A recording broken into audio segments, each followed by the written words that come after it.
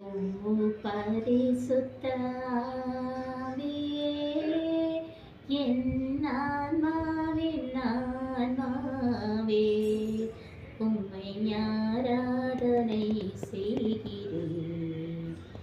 இறைவா ஆராதனை செய்கிறேன். ஓ பரிசுத்த ஆவியே,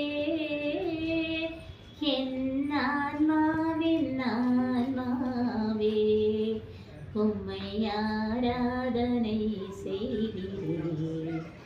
இறைவா ஆராதனை செய்கிறேன். Good morning. நல்லா இருக்கீங்களா? சாப்பிட்டீங்களா? ஓகே, ரெஸ்ட் எடுத்துக்கிட்டீங்களா? Okay, good. ஸோ இந்த வீடியோவில் நான் உங்கள்கிட்ட எதை பற்றி பேசி உங்கள்கிட்ட ஷேர் பண்ண போகிறேன்னா, பரிசுத்த வேதாகமத்தில் புனித அப்போஸ்தலனான யோவான் எழுதிய நற்செய்தியிலேருந்து ஒரு சிறு பகுதியை எடுத்துக்கொண்டு அதை நான் உங்கள் கூட ஷேர் பண்ண போகிறேன். ஓகேங்களா? ஓகே. திருவிழாவின் இறுதியான பெருநாளிலே இயேசு எழுந்து நின்று உரத்த குரலில், யாரேனும் தாகமாயிருந்தால் என்னிடம் வரட்டும், என்னிடம் நம்பிக்கை கொள்வோர் பருகட்டும். மறைநூலில் கூறுவது போல அவருடைய உள்ளத்திலிருந்து உயிருள்ள நீர் ஆராய் பெருக்கெடுத்து ஓடும். அதாவது அவரிடம், இயேசுநாதரிடம் நம்பிக்கை கொள்வோர் பெறப்போகும் தூய ஆவியானவரை குறித்து தான் எப்படி சொல்லுகிறார். ஓகேங்களா? on the last day of the festival of tabernacle, Jesus stood and cried out, those who are thirsty, come to me and drink. ஓகேங்களா? thirstன்றது எதை குறிக்குதுன்னு சொன்னாக்கா, it's a longing for God, கடவுளுக்காக ஏங்குறது. அதாவது ஆன்மீக வறட்சியில் உள்ளவர்கள் கடவுளுக்காக ஏங்குவது, கடவுளுடைய பிரசன்னத்திற்காக ஏங்குவது தான் தர்ஸ்ட்ன்ற குறிக்குது. அப்போது ஜீசஸோட ஆண்டவரை இயேசுவின் மீது நம்பிக்கை கொள்வோர் அவர் என்ன ரிசீவ் பண்ணிக்கிறாருன்னா, ஆண்டவரோட இருந்து தூய ஆவியானவர் கிஃப்டாக பெறாரு. இது எப்படி நமக்கு கிடைக்குது? இலவசமாக கிடைக்குது. ஓகே, இதை பற்றி பரிசுத்த வேதாகமத்தில் பல இடங்களில் சொல்லப்பட்டிருக்கிறது.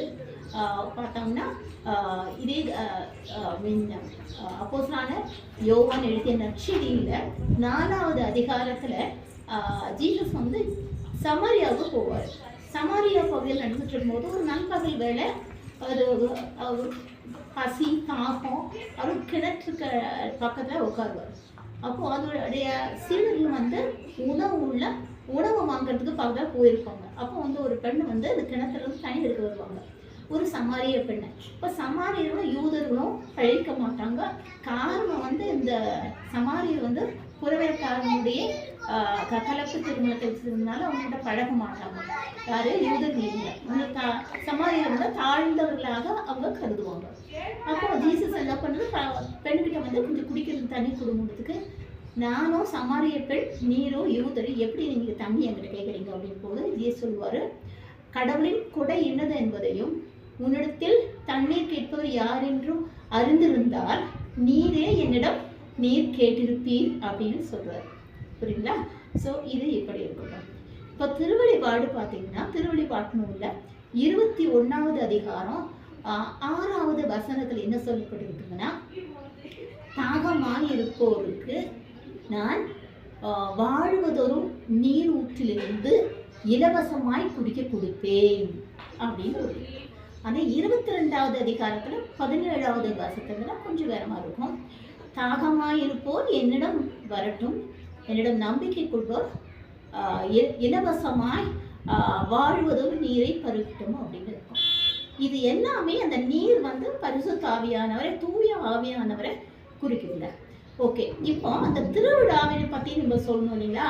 இந்த ஃபெஸ்டிவல் ஆஃப் டெபர்னாக்கிள்னு சொல்லணும் இல்லைங்களா? இது ஒரு கூடார திருவிழா அப்படின்னு சொல்லுது.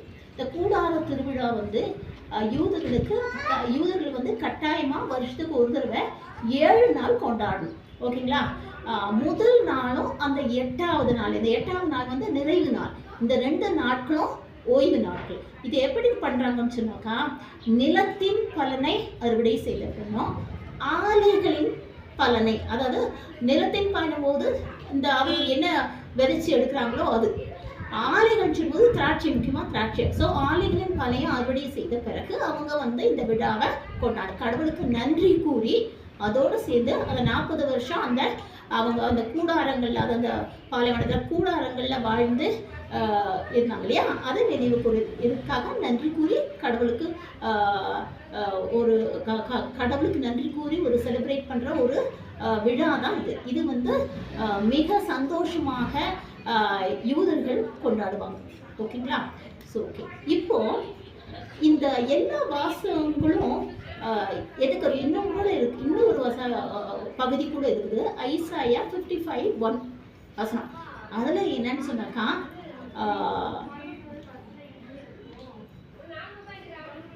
கையில் பணம் இல்லாதிருப்பவர்களே எல்லோரும் வாருங்கள். ஓகே, நீரை இலவசமாய் பெற்றுக்கொள்ளுங்கள், வாங்கிக் கொள்ளுங்கள். அதே மாதிரி உணவில்லாதவர்கள் நீங்களே வந்து எங்கிட்ட இலவசமாய் உணவை பெற்றுக்கொள்ளுங்கள் அப்படின்னு ஒரு பகுதியும் அங்கே இருக்கு. அப்படின்னா எல்லாமே ஃப்ரீயா கடவுளிடமிருந்து நமக்கு வருது. என்ன வருது? தூய ஆவியானவரை நம்ம ஆண்டவராக இயேசுவிடமிருந்து பெற்றுக்கொள்கிறோம்.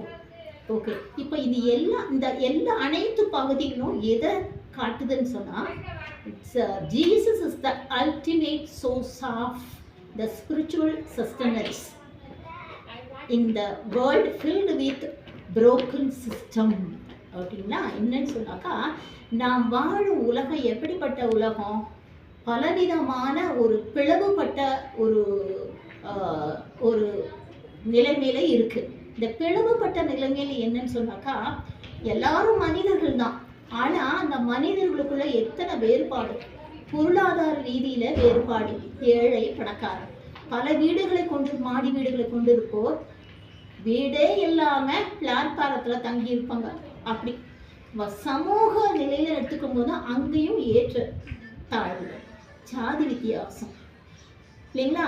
அப்புறம் பதவி அடிப்படையில வந்து மேலே கீழே, இந்த மாதிரி ஒரு பிளவுபட்ட நிலைமையில தான் நம்ம இந்த பூமியில வாழ்ந்துட்டு இருக்கோம். சொற்கள் அப்போ எதுவா இருந்தாலும் நாம் தேடுகிற அந்த அமைதி, உண்மையான சந்தோஷம், இது எல்லாமே எங்க இருந்து கிடைக்கும்னா நம்ம ஜீசஸ் கிட்ட தான் கிடைக்கும். அப்போ அவரில் நம்பிக்கை வைத்து அவர்கிட்ட அவரை ஏற்றுக்கொள்பவர்களுக்கு, ஸோ ஜீசஸ் மீது, அதாவது இறைவனாகிய இயேசுவின் மீது, ஆண்டவராக இயேசுவின் மீது நம்பிக்கை வைத்து அவரை முழு உள்ளத்தோடு ஏற்றுக்கொள்பவர்களுக்கு அவர் தூய ஆவியானவரை தருவார்.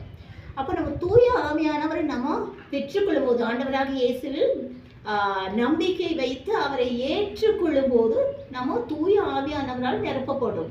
அப்படி நிரப்பப்படும் போது நமக்கு என்னெல்லாம் கிடைக்கும் பாருங்க.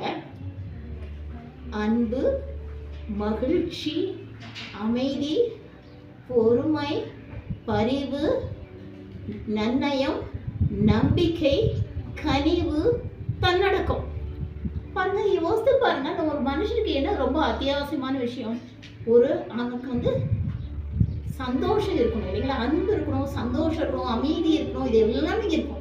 அப்ப இது எல்லாமே எங்கிருந்து நமக்கு வரும்னு சொன்னாக்கா, நிச்சயமா கடவுள் கிட்ட தான் வரும். அப்போ நம்ம என்ன பண்ணணும்னாக்கா, ஆண்டவராக இயேசுவின் மீது நம்பிக்கை வைத்து அவரை ஏற்றுக்கொள்ளணும்.